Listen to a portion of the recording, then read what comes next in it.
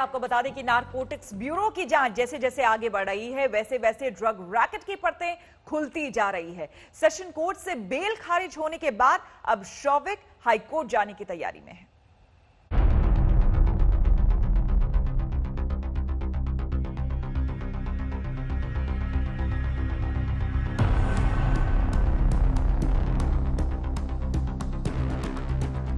Sushant case में drug connection को लेकर रिया का भाई शौविक बुरी तरह फंसता जा रहा है।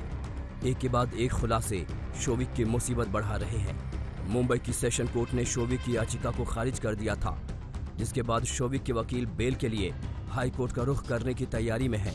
शौविक चक्रवर्ती की बेल खारिज करने पर अब मुंबई सेशन कोर्ट का बयान सामने आया है। कोर्ट ने कहा था कि जांच शुरुआती दौर में है, ऐसे में जमानत नहीं दी जा सकती।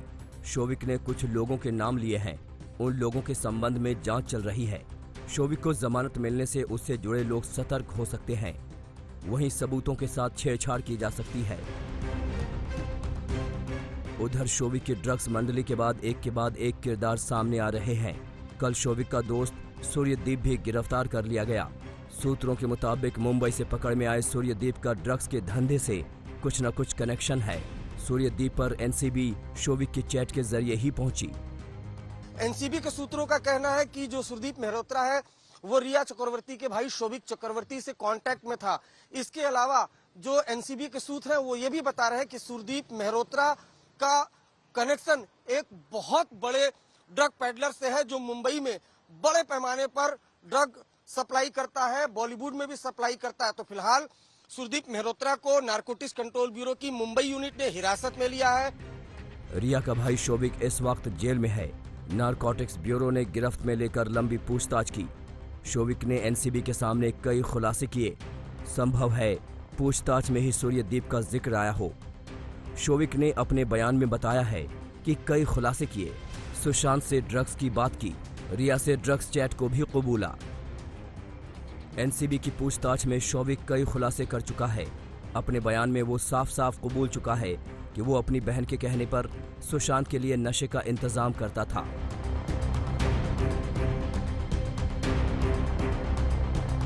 नशे का मकड़जाल बेहद खौफनाक और जानलेवा है, ये बात हर कोई जानता है।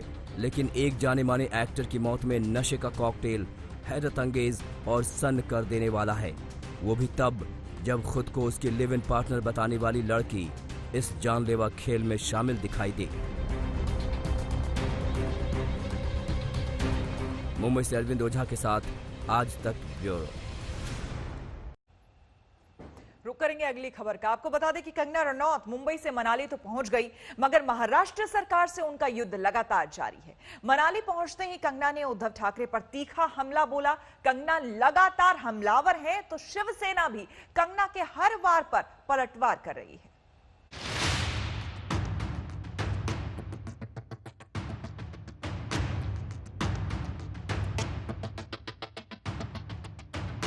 आज मेरा घर टूटा है, कल तेरा घमंड टूटेगा। ये वक्त का पहिया है, याद रखना।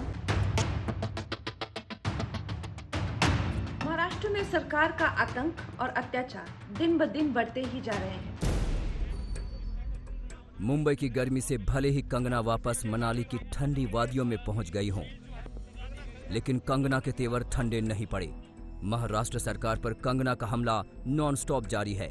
ट्वीट के रूप में एक के बाद एक तीखे तीर कंगना के तरकश से निकल रहे हैं। कंगना ने एक बार फिर ट्वीट कर शिवसेना को सोनिया सेना बोला, तो वहीं साफ किया कि अगर देवेंद्र फडणवीस होते तो महाराष्ट्र में ऐसा नहीं होता। कंगना उद्धव तक नहीं रुकी, बल्कि अब मुंबई से आने के बाद उनके निशाने पर आदित्य ठाकरे भी हैं।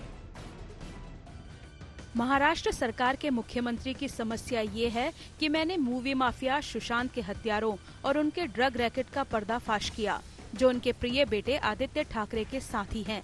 यही मेरा बड़ा अपराध है, लिहाजा वो मुझे ठीक करना चाहते हैं। ठीक है, देखते हैं किसको कौन ठीक करता है। कंगना जब तक मुंबई में थीं, तब तक रोजाना उन्होंने उद्धव सरकार पर निशाना साधा। जब मुंबई छोड़ी तो भी अपने तेवर दिखा दिए। फ्लाइट पर बैठते ही कंगना ने बता दिया कि वो मुंबई से लौट जरूर रही हैं, मगर उनकी लड़ाई अभी जारी है। भारी मन से मुंबई छोड़ रही हूँ। इन दिनों जिस तरह से मुझे डराने की कोशिश की गई, लगातार हमले हुए, बदसलूकी हुई। दफ्तर के बाद मेरे घर को तोड़ने की कोशिश। मेरे चारों ओर हथियारबंद सुरक्षा घेरा रहा। उसके बाद मैं ये कहना चाहूंगी कि पीओके वाला मेरा बयान सही था। मुंबई की तुलना पीओके से करने पर शिवसेना फिर भड़क उठी। पार्टी नेता और महाराष्ट्र के परिवहन मंत्री ने धमकी दे डाली। साथ ही यहां तक कह दिया कि कंगना तो सिर्फ डायलॉग डिलीवरी कर रही हैं, असल में स्क्रिप्ट तो कोई और लिख रहा है। जिस मुंबई को वो अगर पाक ऑक्यूपाइड कश्मीर कह रही है, तो इस पाक ऑक्यूपाइड कश्मीर में रहना कि नहीं रहना, इसका निर्णय वही मुंबई कर लेंगे। पर्सनैलिटी डुअल पर्सनैलिटी है, तो वो क्या बोल सकती है क्या नहीं बोल सकती है, उसको जिस तरह का स्क्रिप्ट, वो तो एक्टर है, स्क्रिप्ट के सिवा बोलेगी नहीं, तो जिस तरह का स्क्रिप्ट उसको दिया जाता है उस तरह का वो बोलती है। उद्धव के मंत्री अनिल परब का बयान सुना आपने? उनका निशाना बीजेपी की ओर है, क्योंकि कंगना के हर बयान का बीजेपी ने समर्थन किया है। पूर्व मुख्यमंत्री देवेंद्र फडणवीस हों या फिर पार्टी का कोई दूसरा नेता, लगातार कंगना को बीजेपी का समर्थन मिला है। हिमाचल की बीजेपी सरकार ने कंगना को अपने राज्य की बेटी बताकर उद्धव सरकार के एक्शन पर पलटवार किया। आपने देखा भी होगा कि वो बोलने तक ही जो है वो वहाँ की शिवसेना सरकार, कांग्रेस की सरकार जो है वो सीमित नहीं रही। उन्हें आगे बढ़ करके भी कंगना को जिस तरह से प्रताड़ित किया जा सकता था, परेशान किया जा सकता था, उनके ऊपर मामले दर्ज करने की बातें, उनका घर तोड़ने की बातें, ऐसी बहुत सारी चीज़ों को लेकर के, ताकि वो एक बहुत बड़े तनाव के इस दौर में जो है वो इस परिस्थिति को इसका सामना न कर सके। महाराष्ट्र और हिमाचल सरकार की जुबानी जंग के बीच कंगना मनाली पहुंच चुकी हैं। अब वो अपने घर पर 10 दिनों तक क्वारंटीन रहेंगी। कोविड-19 प्रोटोकॉल के हिसाब से कंगना के घर पर आशा वर्कर्स की तैनाती की गई है। प्रशासन 7वें दिन उनका कोरोना टेस्ट कराएगा। मेरे सर इनका बायोडाटा लेना है मैंने, कंगना जी का, और इनको होम क्वारंटीन करना है 10 दिनों के लिए। गाइडलाइन के अनुसार 10 दिन के लिए इनको होम क्वारंटीन करना। इसके बीच में इनको किसी से मिलना जुलना कुछ नहीं है, मतलब अपने रूम पे ही रहना, अलग रूम में अलग सब कुछ व्यवस्था होगी। और जो 7 दिन के बाद जो हम 7 दिन के अंदर कोविड-19 का टेस्ट करेंगे। घर वापसी करते ही कंगना ने उद्धव सरकार पर एक और वार किया। उन्होंने कहा कि माफिया प्रेमी भ्रष्ट सोनिया गैंग नहीं, बल्कि देवेंद्र फडणवीस सीएम होते तो मुंबई पुलिस सही तरीके से काम की होती। इन नए आरोपों के बाद से अंदाजा लगाया जा सकता है कि महाराष्ट्र सरकार और कंगना की लड़ाई अभी थमने वाली नहीं। पंकज उपाध्याय के साथ आशुतोष मिश्रा, मुंबई आज तक। और मुंबई में तनातनी के बाद अब बात कर लेते हैं एलएसी पर जो तनातनी है। आपको बता दें कि चीन अपनी हरकतों से बाज नहीं आ रहा है। एक तरफ तो घुसपैठ की ताक में वो है, दूसरी तरफ कमांडर्स के बीच जो बातचीत हो रही है वो बार बार फेल हो रही है। एलएसी को लेकर दिल्ली में ताबड़तोड़ बैठकों का दौर जारी है। इन सब के बीच आज रक्षा मंत्री राजनाथ सिंह चीन पर संसद में बयान देंगे।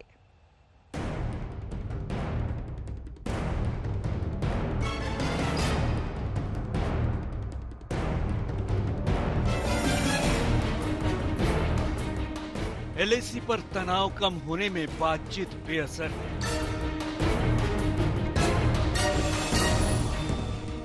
वादों का दिखावा करने वाला चीन बेनकाब हो चुका है।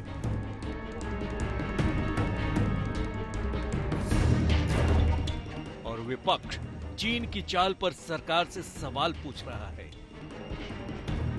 विपक्षी पार्टियां सरकार से एलएसी का सच जानना चाहती हैं कि आखिर असलियत क्या है।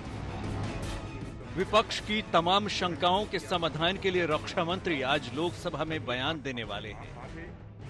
राजनाथ सिंह बताएंगे कैसे शूरवीरों ने चीन के मंसूबों को पस्त किया है।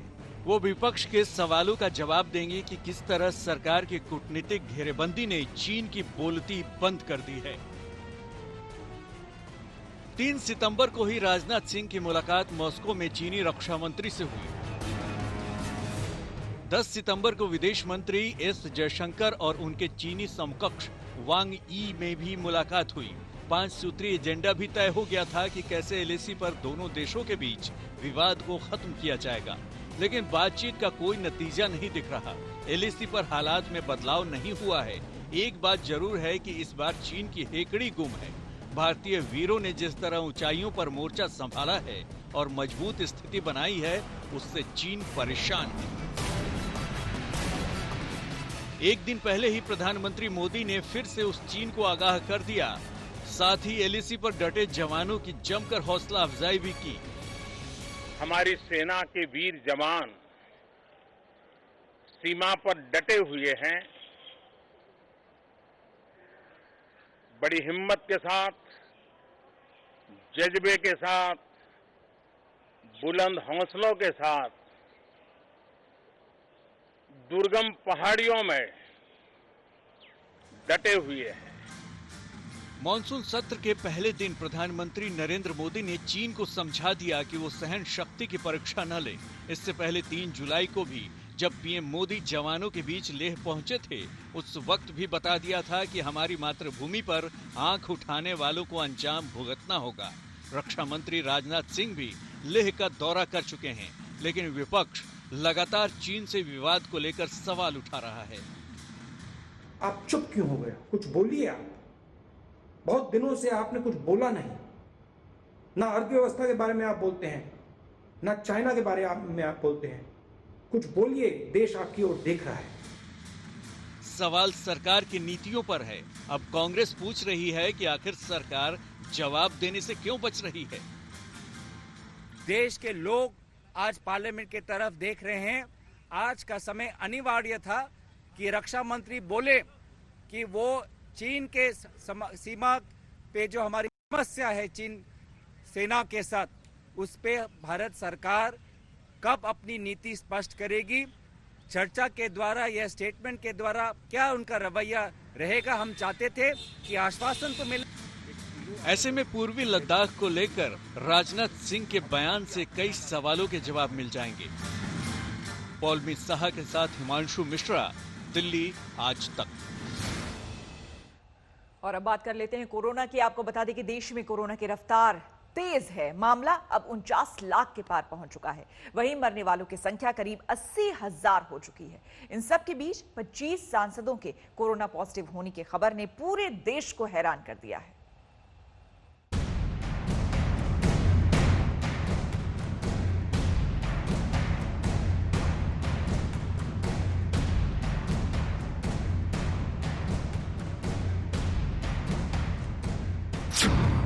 पच्चीस सांसद कोरोना पीड़ित।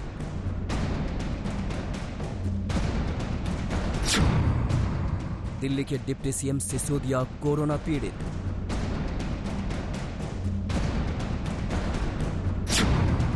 देश भर में 49 लाख के पार कोरोना ग्राफ। ये 3 बड़ी खबरें कोरोना के खतरे से आगाह कर रही हैं। देश में स्थिति कितनी गंभीर है, ये किसी से छिपी नहीं, लेकिन तेजी से बढ़ते कोरोना के खतरे के बीच खौफ कम हुआ है।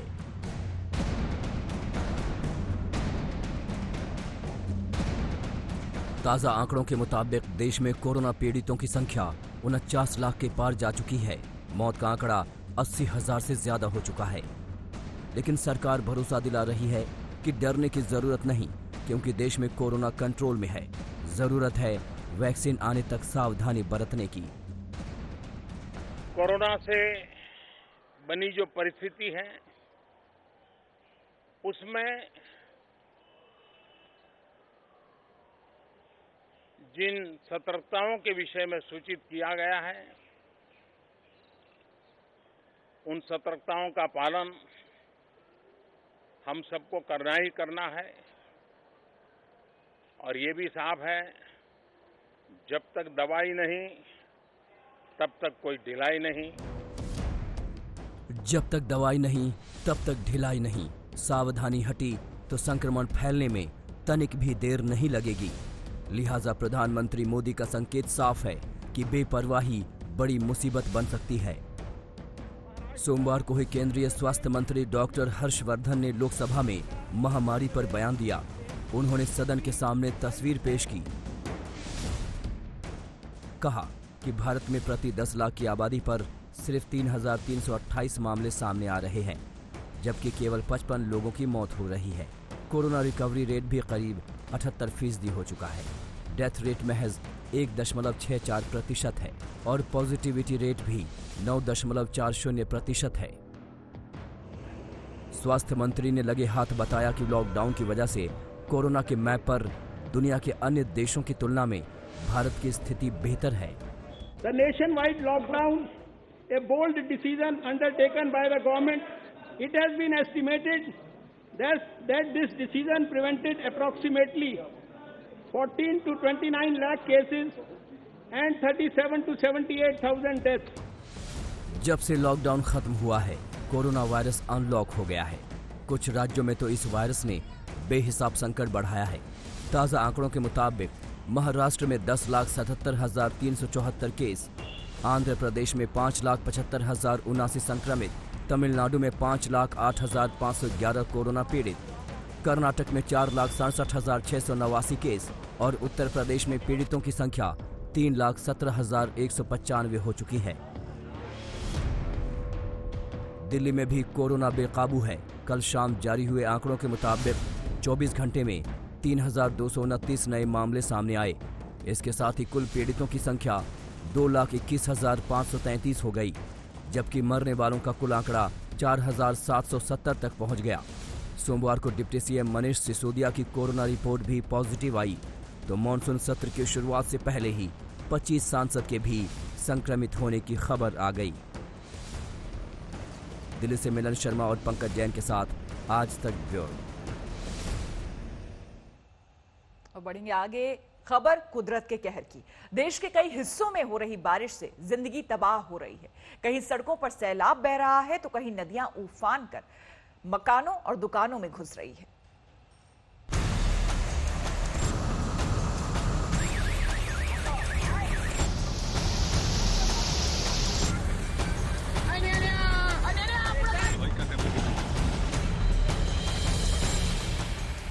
लहरों का गुस्सा टूटा तो जिंदगी खतरे में पड़ गई।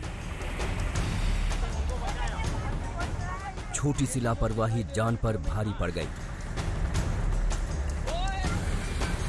खतरे की अनदेखी से मौत का सामना हो गया। देश के अलग अलग हिस्सों में कुदरत का कहर जारी है। कई शहरों से ऐसी डरावनी तस्वीरें आई हैं जिसमें जिंदगी पर लहरें भारी पड़ गई। सबसे पहले मध्य प्रदेश की हालत देखिए। मध्य प्रदेश के रीवा में लापरवाही 6 युवकों की जान पर भारी पड़ गई। सभी युवक इस क्योटी वाटरफॉल के पास पिकनिक मनाने पहुंचे थे। वो सभी स्नान कर रहे थे, तभी उनमें से एक युवक झरने के पानी में चला गया और वो डूबने लगा। उसकी चीख सुनकर उसके दोस्त बचाने के लिए पानी में कूदे, लेकिन इन लहरों के आगे उनका हौसला जवाब दे गया। देखते ही देखते सभी 6 युवक वाटरफॉल की लहरों का शिकार हो गए। हादसे की खबर लगते ही पुलिस मौके पर पहुंची। गोताखोरों ने भी रेस्क्यू ऑपरेशन चलाया, लेकिन उनमें से सिर्फ 4 युवकों की लाशें बरामद की गईं। 2 का अब तक सुराग नहीं मिल पाया है। इंदौर से आई ये तस्वीरें हैरान करने वाली हैं। मूसलाधार बारिश की वजह से जब नदी का जलस्तर बढ़ा तो आफत टूट पड़ी। सैलाब ने 4 कारों को समेट लिया और लहरें उन्हें दूर तक बहा ले गईं। मानपुर इलाके के जोगी भड़क झरने के पास लोग अपनी कार से पहुंचे थे। सभी कार सवार झरने में नहा रहे थे, तभी यहां पानी का स्तर तेजी से बढ़ने लगा। हालत देखकर लोग तो संभल गए, लेकिन उन्हें इतना वक्त नहीं मिला कि वो अपनी कारों को सैलाब के रास्ते से हटा सके। देखते ही देखते 4 कारें तेज बहाव की चपेट में आ गईं। झरने के किनारे बड़ी संख्या में लोग मौजूद थे, लेकिन इन तूफानी लहरों के आगे वे बेबस थे। गनीमत थी कि हादसे के वक्त कार में कोई भी शख्स मौजूद नहीं था। आखिरकार आसपास के लोगों ने रस्सी के सहारे 3 कारों को नदी से निकाल लिया, जबकि एक कार नहीं बचाई जा सकी। मध्य प्रदेश के बुरहानपुर में भी तेज बारिश का संकट दिखा। लोग उफनते नाले के बीच से अपनी बाइक को गुजारते दिखे। एक शख्स तो इस धारा में बाइक से अपना नियंत्रण खो बैठा। तेज लहरों की चपेट में आकर बाइक उसके हाथों से छूटने लगी। तभी दूसरे युवकों ने उसे बहने से बचा लिया। रास्ता डूबने के बाद ऐसे कई बाइक सवार जान जोखिम में डालते दिखे। उफनती लहरें 3 दोस्तों की जान पर बनाई। महाराष्ट्र के बुल्ढाना में दर्दनाक हादसा हो गया। सोमवार की सुबह 3 युवक विदुपा नदी पर बने बांध पर तैरने गए थे। ये वक्त उनके लिए भारी पड़ गया। तैरते वक्त एक युवक डूबने लगा। बचाने के लिए उसके दोस्त पानी में कूद गए, लेकिन उफनती लहरों के आगे उनकी एक ना चली। बचाने गए युवक भी नदी की तेज धार में फंस गए। हादसे के वक्त नदी के किनारे मौजूद लोगों ने ये वीडियो बनाया। खबर मिली तो रेस्क्यू बोट के साथ बचाव कर्मी मौके पर पहुंचे। पीड़ितों को तलाशने की मुहिम शुरू हुई, लेकिन काफी देर की खोजबीन के बाद एक युवक की लाश निकाली गई। उसके 2 दोस्तों का कोई सुराग नहीं मिल पाया। बिहार के गोपालगंज में बाढ़ का संकट अब तक कम नहीं हुआ। गंडक नदी लगातार कहर बरपा रही है। नदी का खतरनाक जलस्तर लगातार तबाही मचा रहा है। किनारों पर बेहिसाब कटान हो रहा है। मंजिया इलाके में एक शौचालय भवन भी इन लहरों का शिकार हो गया।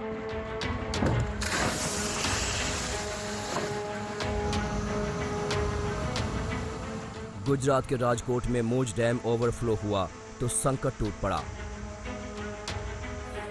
3 दिनों से लगातार हो रही बारिश की वजह से तेज बहाव पानी में एक कार फंस गई। गनीमत रही कि ग्रामीणों की सूझबूझ से कार को संकट से निकाल लिया गया।